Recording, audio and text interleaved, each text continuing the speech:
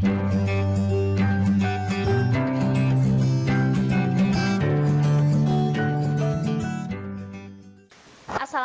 warahmatullahi wabarakatuh. Ketemu lagi bersama saya Sani Nur Solihat. Pada kesempatan kali ini saya akan membahas mengenai manajemen strategik.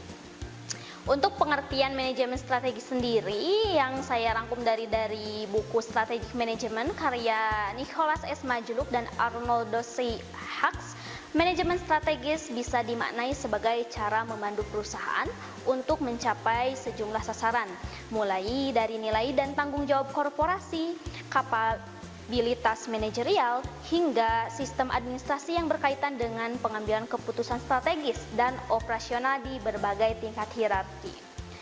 Adapun tujuan dari manajemen strategis, yang pertama itu memberikan arah jangka panjang perusahaan yang bakal dicapai. Yang kedua, membantu perusahaan beradaptasi pada setiap perusahaan.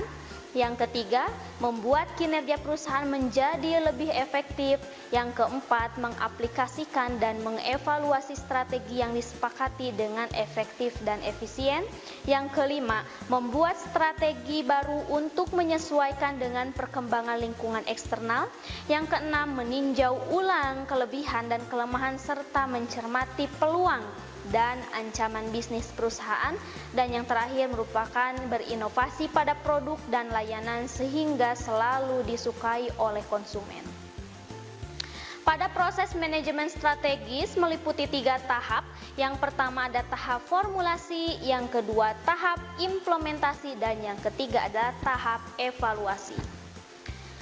Tahap formulasi dimulai dari membuat misi, menentukan kekuatan dan kelemahan internal, mengidentifikasi peluang dan tantangan eksternal, serta mengambil keputusan strategis pilihan termasuk kegiatan yang dilakukan pada tahap formulasi. Termasuk juga pembahasan terkait bisnis baru yang akan dijalani atau bisnis yang akan dihentikan.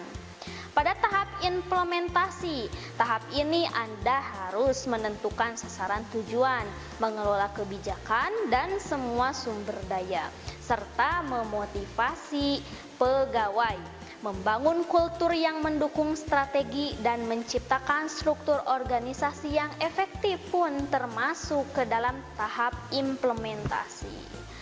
Kemudian tahap evaluasi. Ada 3 kegiatan utama pada tahap evaluasi, yaitu menganalisis semua faktor internal dan eksternal, mengukur kinerja, serta menentukan tindakan perbaikan. Tahap evaluasi diperlukan untuk mencermati sukses tidaknya strategi yang diterapkan. Evaluasi sangat diperlukan agar strategi perusahaan Anda bisa beradaptasi dengan baik pada setiap perubahan internal dan eksternal. Adapun manfaat dalam bisnis, yaitu yang pertama mengurangi risiko, yang kedua meningkatkan keunggulan kompetitif atau competitive advantage, yang ketiga memiliki fokus tujuan yang jelas, yang keempat memaksimalkan semua sumber daya. Selanjutnya, model strategi bisnis.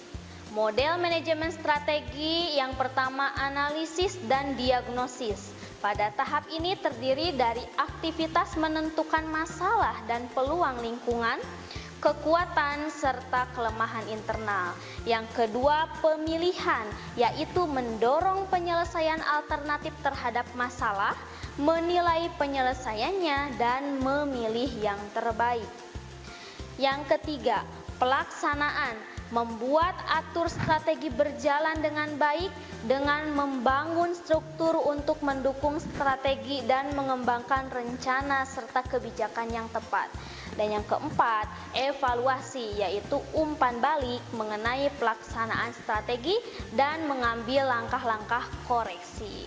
Adapun ini yang menjadi model manajemen strategik, dimulai dari visi misi, kemudian memungkinkan atau dikehendaki ada analisis dan pilihan strategi. Dari visi misi tersebut ada profil perusahaan, lingkungan jauh dan industri operasional, sasaran jangka panjang, sasaran tahunan, strategi umum, strategi operasional, kebijakan, serta melembagakan strategi yang kemudian mereka itu semuanya akan memberikan umpan balik terhadap hasil perusahaan yang akan dicapai.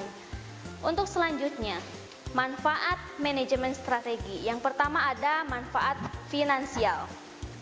Penelitian mengindikasikan bahwa organisasi yang menggunakan konsep manajemen strategis lebih menguntungkan dan berhasil dibandingkan organisasi lain yang tidak menggunakannya. Bisnis yang menggunakan konsep manajemen strategis menunjukkan perbaikan yang signifikan dalam penjualan, profitabilitas, dan produktivitas dibandingkan dengan perusahaan. Yang kedua yaitu manfaat non-finansial.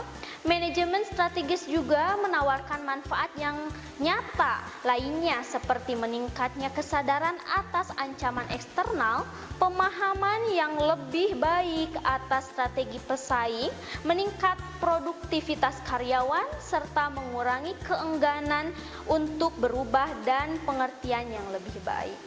Terima kasih untuk pembahasan manajemen strategi dicukupkan sekian. Mudah-mudahan ada manfaatnya. Ditutup. Wassalamualaikum warahmatullahi wabarakatuh. Kunjungi sosial media lainnya seperti website kami di pkbmalkata.com, Facebook PKB Malkata Manunjaya, Instagram PKB Malkata _official.